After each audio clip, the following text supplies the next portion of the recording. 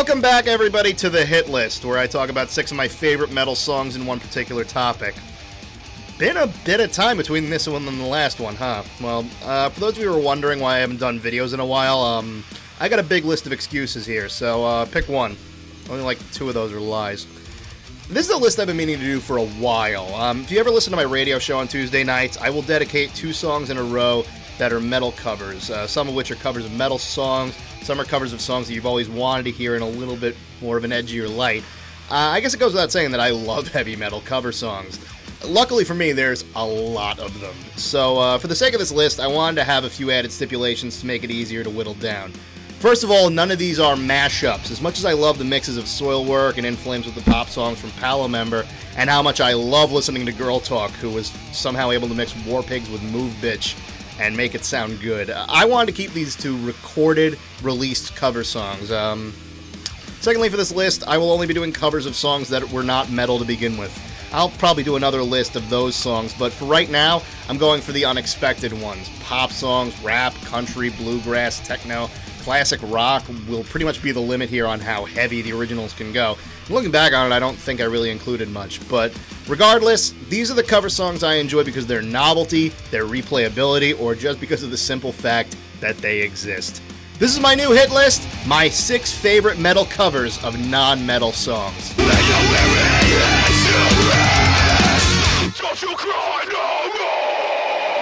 But first, as usual, I'm going to have to start off with an honorable mention. I picked this band as an honorable mention because I would have to include their entire discography if I wanted to be truthful about my favorite metal covers.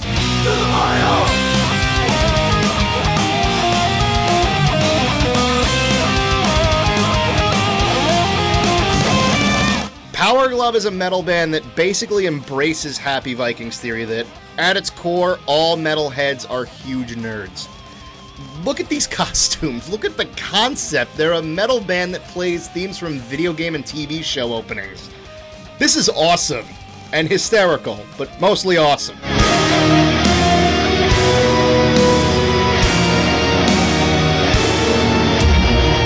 I discovered Power Glove on a MySpace hunt for free music when they released their first album.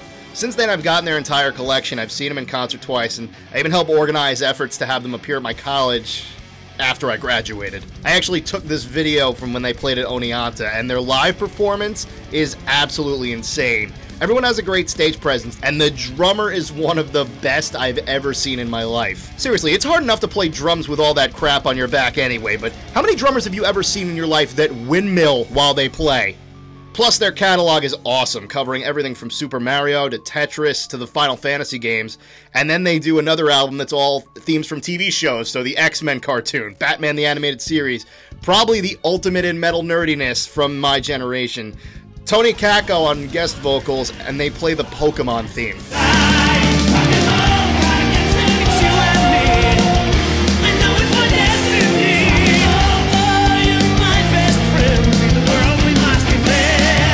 If I was going to pick one song from Power Glove, it would have to be this one, but there's another song featuring Tony as a vocalist that I wanted to talk about more.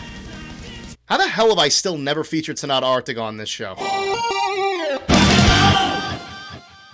The first song I wanted to talk about is probably the most recent cover on the whole list. I think it actually just came out last year, but the original is really what I wanted to talk the most about. And you will do as you are told until the rights to you are sold. Take it away. I worked for a venue in New York, and I was on the clock for Zappa Plays Zappa that came through the island a while back, and I was really impressed by it. I'd never been a huge fan of Frank Zappa in the past, but after meeting Dweezil and seeing the show for myself, I got my hands on a whole bunch of Mother's Invention tracks, and I love most of them. I seriously believe that you can't make a list of the best rock songs of all time without including either Muffin Man or I'm the Slime.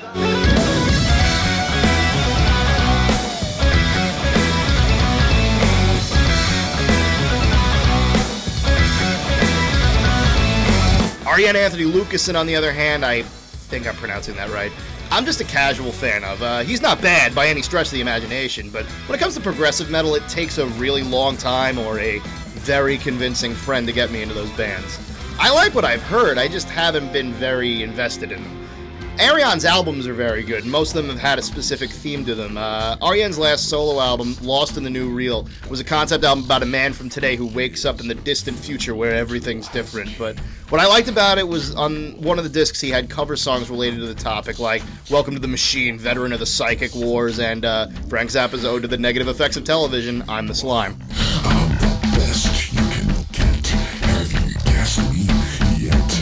I'm the slime oozing out from the internet. It updates the language a bit, changing its message on how people are becoming mindless zombies glued to a television screen that will rob them of their free will and control their lives, into a more appropriate message on how people are becoming mindless zombies glued to a computer screen that will rob them of their free will and control their lives. Not that I support that belief in any way, shape, or form. You will subscribe to my channel and like me on Facebook. I am the slime from the video, losing my mind, looking at me no more. I am the slime from the video, can't stop the slime, people look at me go. It's got a good solo. It keeps parts of the original that I love, like the creepy voice from the Slime and the catchy harmonizing solo that's performed by the female backup singers. All in all, it's a good song, even if you're not one of those song with a message types.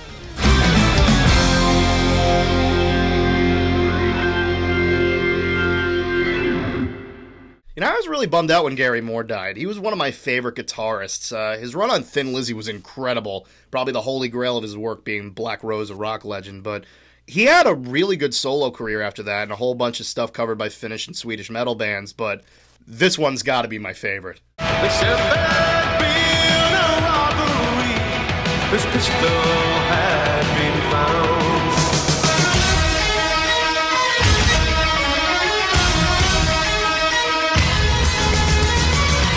I think it's pretty obvious by now that I love Nightwish in pretty much every incarnation. Tarja run, the Annette run, I've loved everything I've heard from Floor Jensen so far. But this is the lineup that gave them the most notoriety, and I think it says a lot when one of your most well-known releases is actually a cover, but I think they did a great job on this one. Tarja's voice adds a lot of depth and personality to a song that, in my opinion, was not one of my favorites from Mr. Moore, because till the last couple of bars, he didn't really show that much emotion in the vocals, but here it's carried through the entire song.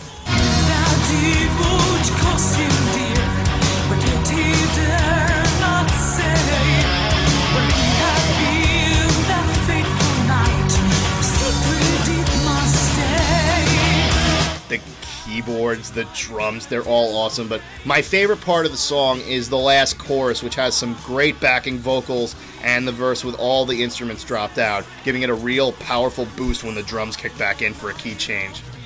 And not only do you have Nightwish doing the vocals for this section, but there's also an appearance by Tony Kakko of Sonata Arctica. Let's see how many times I can mention him in this video.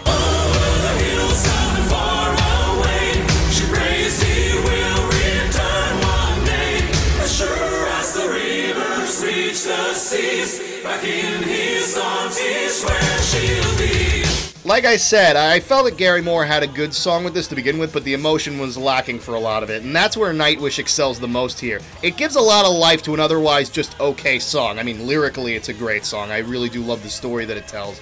But honestly, I don't know what's not to like from the cover. I love the tempo, I love the instrumentation, and it does what a great cover should do, and it pays tribute to the original while keeping true to the band's own style. It was a good choice from the start.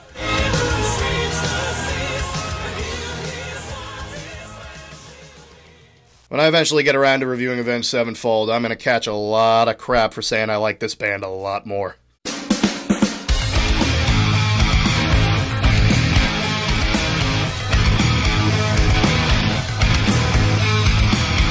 Disturbed is one of those bands that gets a bad rap on pretty much every level. It's too basic, the singer's annoying, it sounds all the same. I read an article online that said that the popularity of Disturbed's first album was the death of heavy metal. In a world occupied by Skindred and The Locust, I have no idea how that statement's possible, but also, I don't think that Disturbed's first album was that great, but Believe, 10,000 Fists, Indestructible, I love them. And if you want one song that proves that they have personality and range, look at their cover of the Genesis classic Land of Confusion.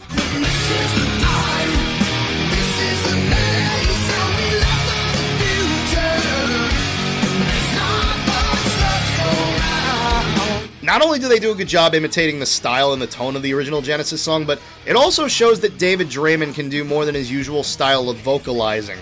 He sings pretty well on this song, and it almost sounds like Phil Collins a bit on the choruses, maybe revealing a possible influence. Come on, Dave, I know you weren't doing this just to be ironic.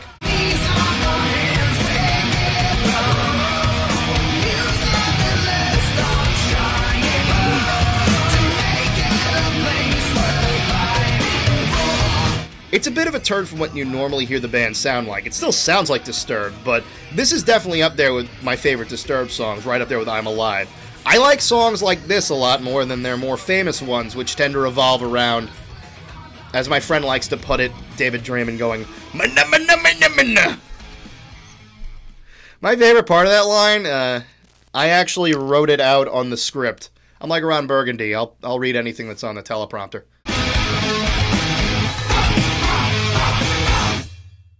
I don't think that introducing this will do it any justice, so I'll just let Throwdown take it from here. Oh my god, Becky, look at her butt. I cannot lie, you brother boys can't deny. When a girl walks in with an anybody wasting around thinking, yo bitch, you can't spoil. I don't even remember how the hell I heard this song. I think at some point in high school I liked Throwdown. I got their album Vendetta, and I only remember like one song from them. But I imagine I said to somebody that I liked the band, and they went, "Oh, really? You know they covered Baby Got Back, right?" Oh, fellas, yeah, fellas, yeah. Your girlfriend got the butt. Shake it, shake it, shake that healthy butt. I guess this isn't too much of a stretch for a band to cover. I'm amazed this is the only one I've ever heard. I mean, I literally don't know anybody who hasn't heard Baby Got Back before. And as you can guess, it's a stupid song. It's always been a stupid song, but the effort that Throwdown puts into this is ridiculous for a cover of Sir Mix-a-Lot. They get all the silly voices down, they keep the same flow, they even update it to a little bit more of a, direct message, if you will. So ladies, if the blood is round, if you want to triple, let's throw down. Got 714, now move that floor, shake that dumpy ass. There's really not much else I could say about this. It's one of those songs I'll show everyone in my car at least once, and a few times I have friends who are just as messed up as I am in terms of music, so they'll actually request it when I drive, and I laugh a bit thinking that I've started some sort of pyramid scheme of bad metal covers that they will show their friends, and so on and so on. Sometimes, just sometimes, I love corrupting people's tastes.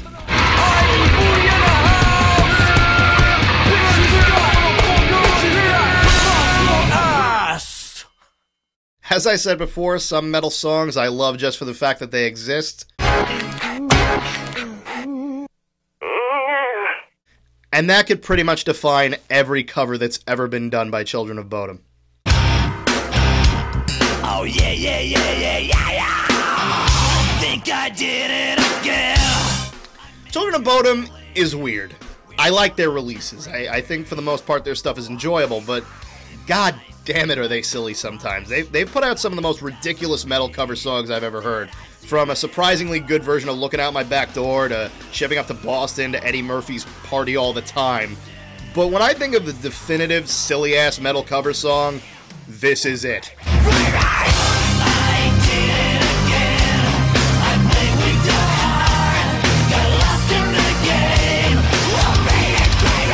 First off, a metal band covering Britney Spears is not unheard of, surprisingly. August Burns Red did Baby One More Time, but it's still amazing to think about. It's literally going from one extreme in music to the next, and I think what makes the song so amazing is that it really works. The format and the style of the song isn't changed much. All they really did was add some distortion and everything and add a guitar solo.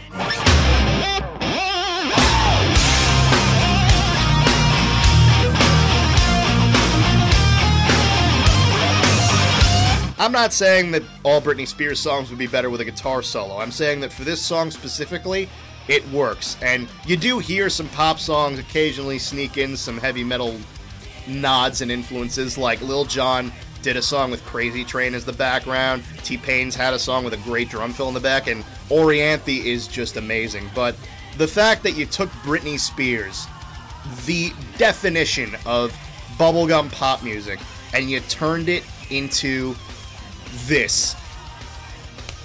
Well done, Children of Bodom. Well done. that innocence. It's taken me however many episodes of the hit list before I mentioned Sonata Arctica. They are one of my favorite bands. I've mentioned it in the full review for Stone's Grow Her Name, so let's go for a hat trick on this one. This is their cover of Still Loving You. Fight, baby, fight to win back your love again. Fight, baby, fight to win back your love again. I will be there. I will be there. They took a sappy-sounding rock ballad that's not bad and turned it into a high-energy power metal track that stands on par with the rest of their old catalog, and you'd think that this would be the song that I'd love to talk about as my favorite metal cover, but Tony was involved in another cover in 2007 that is, in my opinion, perfect.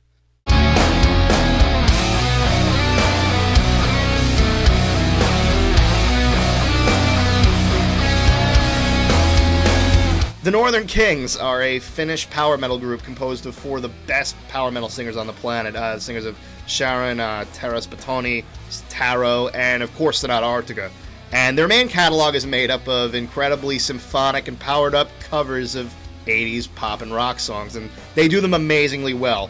Tony did a few of the better ones, including appearing on the group's cover of Tina Turner's We Don't Need Another Hero and Peter Gabriel's Sledgehammer, but this is my favorite from what they've put out so far in 2 albums. We know Major Tom's a junkie, strung out in heaven's high, feeding them all time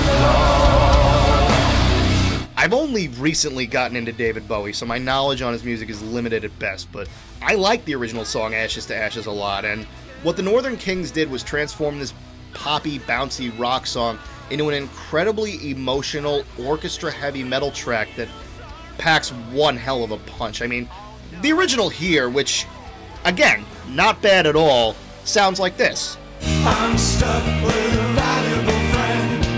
I'm happy, hope you're happy too. Now look what the Northern Kings did with that same section.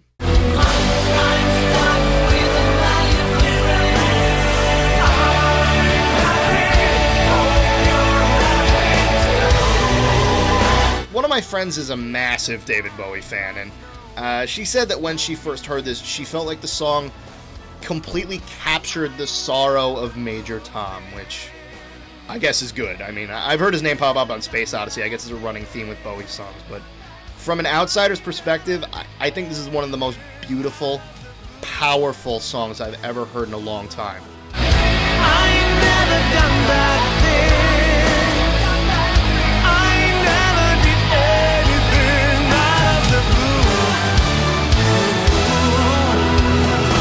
It's not only my favorite cover song, it's one of my favorite songs of all time. And don't worry, I'm done talking about Tony Kakko and Sonata Arctica for the next hit list. But seriously, I can't stress it enough. Give this song a listen.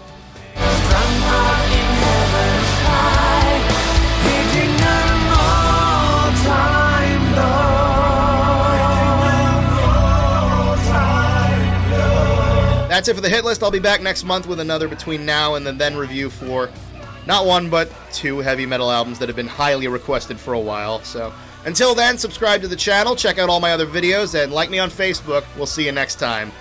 And I promise not to post any more videos of me drunkenly singing along with songs in my office.